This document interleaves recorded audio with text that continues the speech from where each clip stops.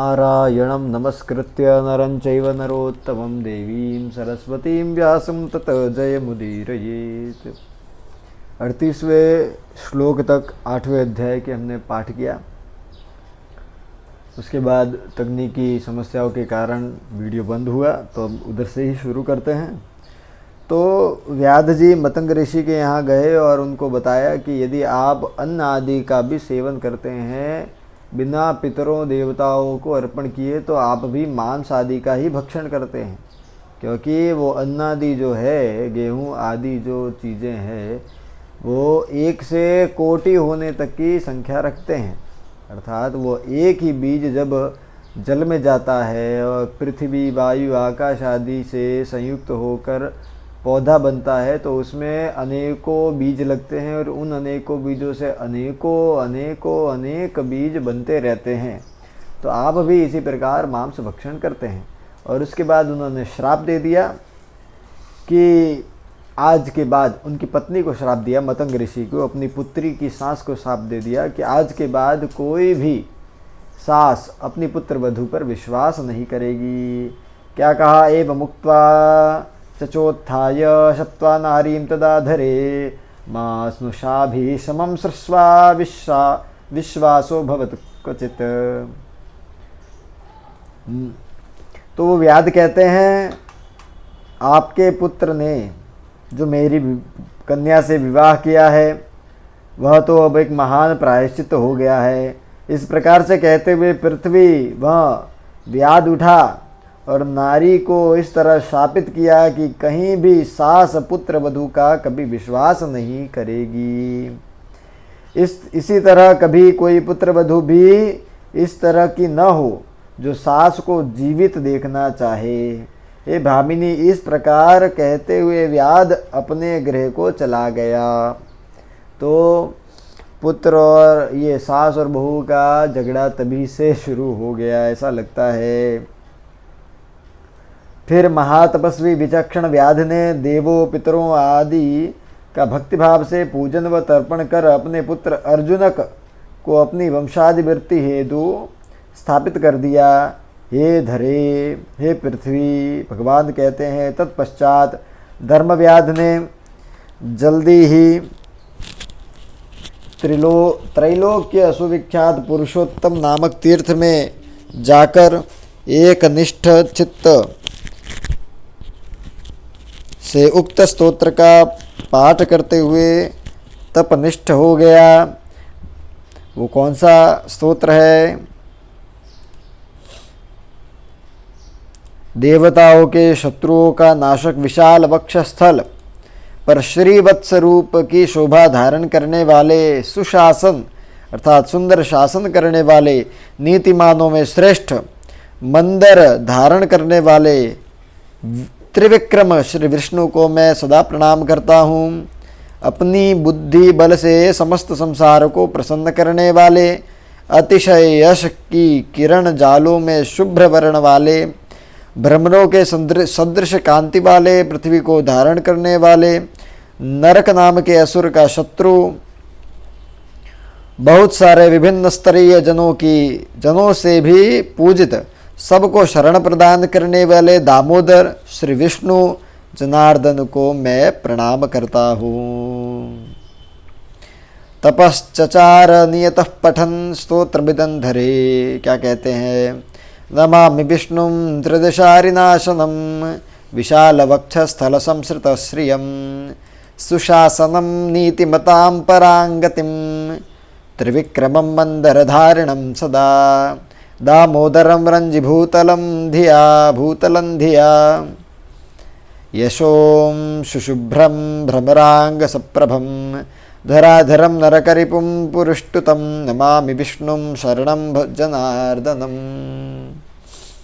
नरं नृसिंहं हरिमीश्वरं प्रभु त्रिधाम नामा नमनन्तवर्चसं सुसंस्कृतास्यं शरणं नरोरुमं व्रजामि देवं सततं तमच्युतं त्रिधा स्थितं तिग्मरथांगपाणिनं नयस्थितं तृप्तमनुत्तमैर्गुणैः निःश्रेयसाख्यं क्षपितेतरम गुरुम नमामि विष्णुम पुरुषोत्तमम तहम। तो कहते हैं त्रिधाम नाम वाले, अनंत यश वाले, सुसंस्कृत मुख वाले, सबको शरण देने वाले प्रभु नरसिंह नर स्वरूप वाले नरोत्तम हरि अच्युत देव को मैं सदा शरण में जाता हूँ।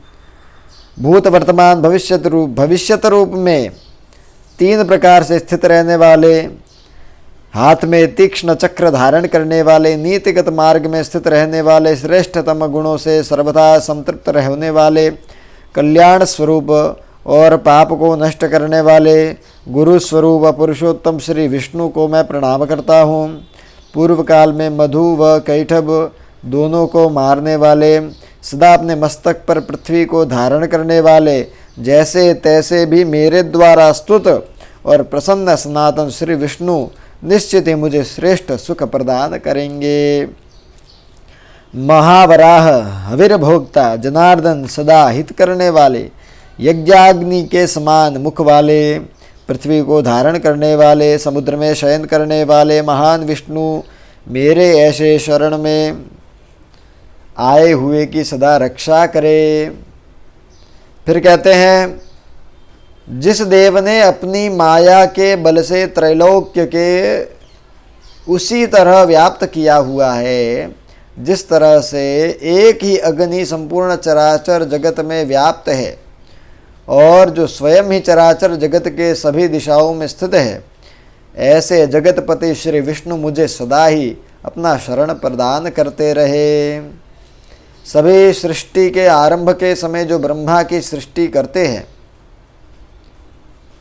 और उस ब्रह्मा द्वारा इस चराचर जगत को उत्पन्न किया जाता है, तथा फिर प्रलय काल में यह जगत उसी के रुद्र स्वरूप में विलीन हो जाता है।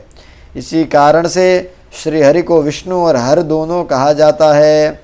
आकाश, आत्मा, चंद्र, पृथ्वी, वायु, अग्नि, सूर्य और जल जिसकी अष्टमूर्तियाँ है, वह अचिंत्य स्वरूप सनातन भगवान विष्णु हमारा कल्याण करे।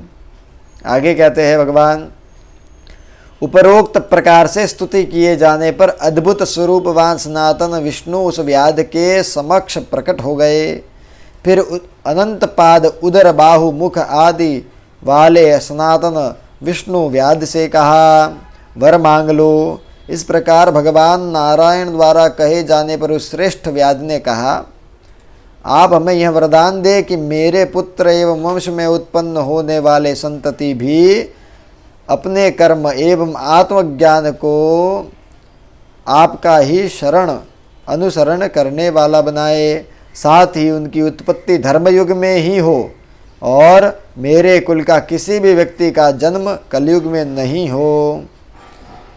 इस कुल के व्यक्तियों में ज्ञान का सदा उदय होता रहे। एवं हे सनातन देव, सर्वव्यापी ब्रह्म में मेरा लय हो। हे सर्वश्रेष्ठ देव, इस तरह मुझे अब आपका अनुग्रह प्राप्त हो गया है, इसके बाद मैं आप में विलीन हो जाऊंगा।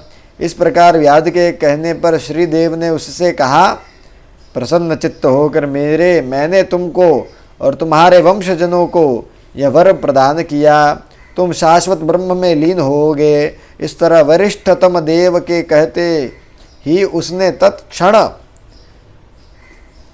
अपने शरीर से उत्तम तेज को प्रकट होते देखा।